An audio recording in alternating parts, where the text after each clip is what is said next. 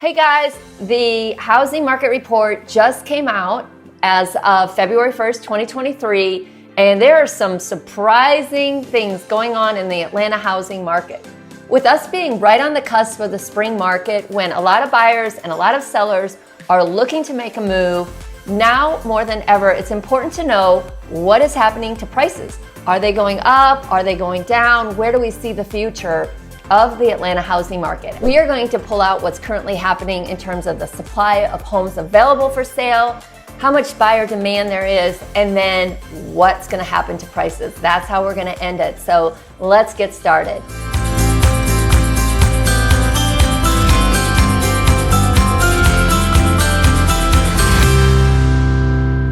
Hey y'all, it's Connie Carlson. I'm a local real estate agent here in Atlanta, Georgia, and I love to analyze what's happening to the market so I can give my clients good advice as to how to properly position their home to sell, or if I'm working with a buyer, how to make an offer that's going to get accepted without paying too much money for it. And today we are going to delve into exactly what I would be advising my current clients to do. So if this is the kind of information that you would find helpful, make sure you subscribe to our channel and like this video. And of course, if you know somebody who this would be helpful for, you can share it too. I would really appreciate it. I am going to be referring to the market stats that are provided by our multiple listing service with a company called InfoSparks. And they have been monitoring for over 5 years different factors. Right now, we're going to look at new listings. That's a number of new listings that came on the market in the month of December. And we're looking at the entire greater Atlanta area. So that includes all of the suburbs as well as downtown Atlanta. So the first thing we want to look at is the number of new listings coming on. This is an indicator of what our future supply is going to look like. And for obvious reasons, December is usually the month where we have the fewest number of new listings going on because it's the holidays and people, they just don't want to deal with it. So we always see a spike. You can see every single year, we hit bottom in December. We are currently at 5,100 homes that came on the market in the month of January. That's 20% less than last year. So we already have a tight supply of homes, and we're not having as many people list their house on the market. Why do you think that is? Well, it's obvious. Prices have declined since June. They've been going down, down, down. And so some sellers maybe don't like the price they're going to get for their house. Other sellers are not moving because of the low inventory. If they did sell, they don't know where they would go to. They haven't found any homes on the market that they like, which was still the problem that we had last year. But we also have a situation where a lot of homeowners have refinanced. I'm working with a buyer right now in East Cobb. They're sitting on a mortgage rate that's less than 3%. And while they would like to move to a neighborhood where they have more children in their neighborhood for their kids, they're having a hard time saying goodbye to that low mortgage rate. And I think that's going to be a common thing that we're going to see over the next couple of years because people are going to hold on to those low interest rates and maybe take some of the equity they have in their home, which we're going to talk about later, and reinvest it in the home, do additions, renovations, those kind of things. At least that's what I'm predicting. That was the number of new homes that were coming on the market in the month. Let's look at the total number of homes for sale. So right now in the greater Atlanta area, there's a little over 10,000 homes for sale. That is 56% more homes for sale than we saw a year ago. That's a huge difference. And quite honestly, we needed it. There was just hardly nothing available last year. And as you're going to see in a little bit, the demand was very high. So we're starting to see what I consider a more balanced market in terms of supply. We're still at a low inventory number, which we'll talk about in a little bit. But I currently, personally have 2 people that are going to list in February, and I have 8 sellers who want to list their home in March or April. And so if I'm like a lot of the other realtors out there, I'm venturing to guess that we're going to see quite a few more homes come on the market in the next 6 to 8 weeks. So stay tuned, guys. Make sure you subscribe because every month I'm going to update this so we can see if my predictions are correct. So let's just kind of see what historically happens. In 2019, pre-COVID, here we were at the low in December, and then it gradually builds to the middle of the summer. April of 2020, COVID, right? The number of homes available for sale just plummeted. Part of it was there was hardly any new construction going on and people weren't putting their house on the market. And then we had high demand because the government started lowering those interest rates. And when they did that, everybody wanted to buy.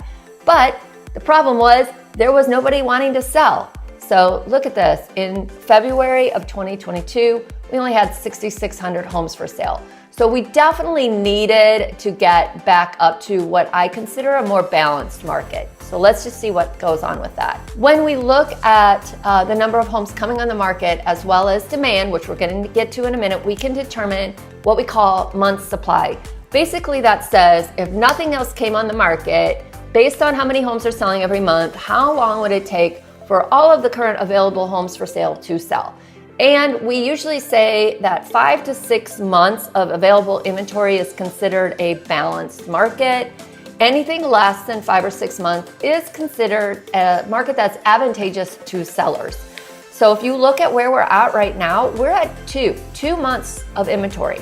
So like I was saying earlier, we are in a very low inventory market. There are not that many homes for our buyers to choose from. Case in point, my husband Dan is currently working with, I think, like 19 buyers that have the money, are pre-qualified, they're ready to buy a house. And every single morning he's looking in the MLS for something new to come on and nothing good is coming on. So yeah, there's definitely this problem where the people who do really need to buy are not having enough homes to choose from. And with 2 months inventory, that explains it. Now let's look at the buyer side. How much buyer demand is there? And we're going to do that by looking at how many showings listings are getting. The average listing in the month of January got about 8.7 showings. That is 45% less than a year ago. So half as many people are looking for homes as were looking for homes last year. And guys, it's pretty obvious why that is, because interest rates are, basically double where they were last year. Last year, interest rates on January 27th were 3.55%.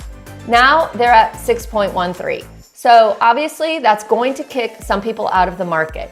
Now, as things start to stabilize, I've seen where interest rates are starting to stabilize. They're at 6.13.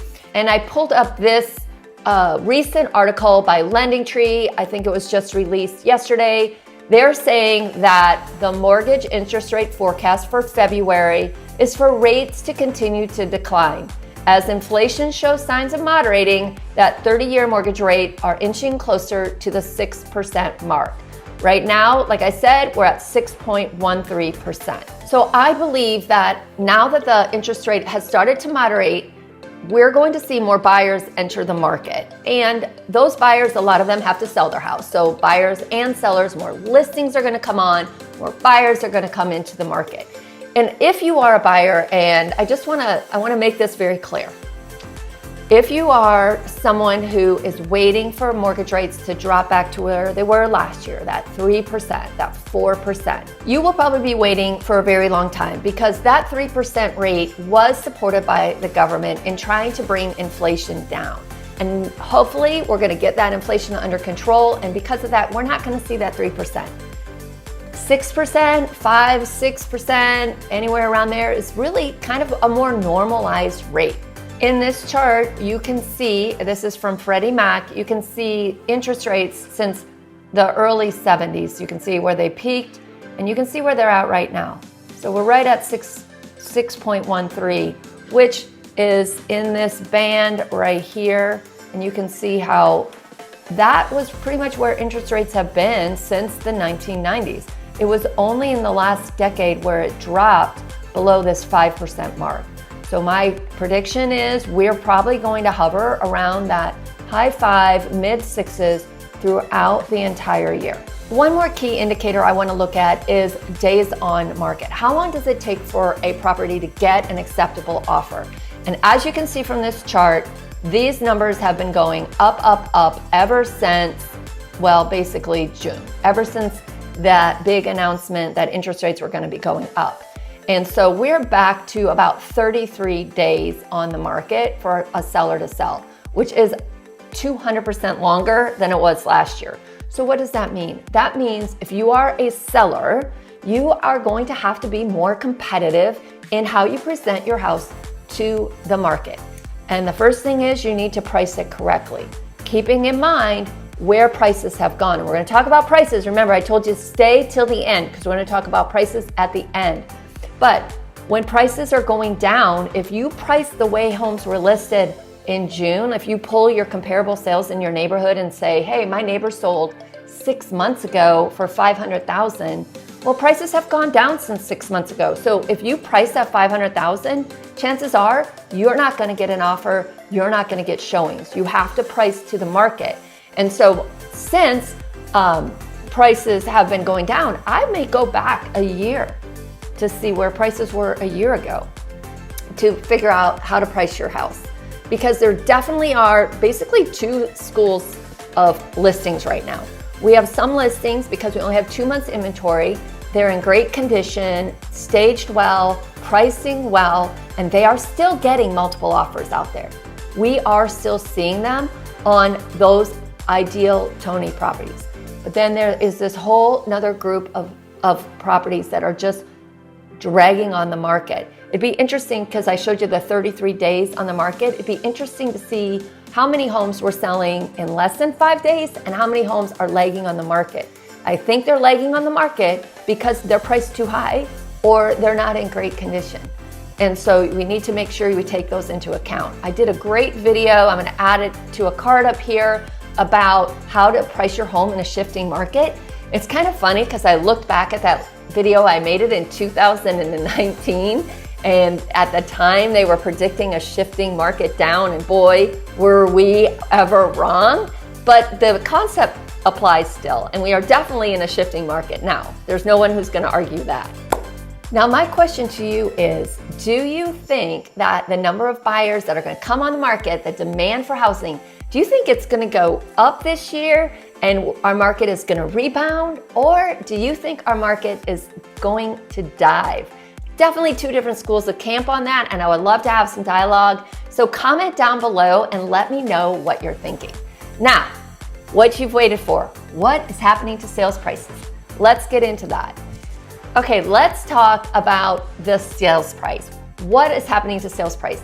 In January, we saw another decline in sales prices. So the height, if you see here, was June of 2022 in Greater Atlanta, and it has continually dropped every single month. Here we are sitting in January at $375,000 for our median sales price. But what's interesting is you look over here and $375,000 is exactly where we were 1 year ago today. So the market went up and the market has gone back down to exactly where we were in January of last year. So what is the difference, right? So in January of last year, we had these supported interest rates of 3%. So demand was twice as high as what we're currently seeing. And so I don't think we're going to see the crazy demand that we had last year. But it is the spring market. People have been sitting around for 6 months, and not everybody wants to just wait. Some people want to buy a new house. They're having babies. They're downsizing. They're relocating. Like the housing, people will always need housing, right? So I don't think we're going to see the demand that we had last year. So we're not going to see this huge spike in prices. But I don't, in my opinion, and everybody has their own opinion, in my opinion, I don't think this number is going to just keep going down. I feel like our spring market is going to, here we go, like 2021, the prices went up in the spring. Let's go back here, January 19, the prices went up in the spring.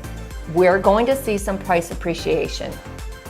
My suggestion to you, if you are a buyer, start looking now. The prices are going to keep going up through the summer. Interest rates may go down a little bit, but if prices go up, for every 1% decrease in interest rates, prices can go up 10%, right? They kind of play off of each other. So if you're thinking about buying, it's not a bad time to start your search. If you're thinking about selling, get it ready, guys. The spring market is about to come on. You don't want to be hanging out there in June and July and August when it wanes a little bit. That's just my opinion. I would love to hear your opinion. Hope you found this helpful. You guys, I do market reports on a consistent basis, and I'm gonna put the playlist right here if you wanna go to those, see where we've been, or if you wanna check out different tips and tricks that we always provide buyers and sellers, I will put that playlist right here. And of course, I'd love for you to subscribe. Have a great February, guys.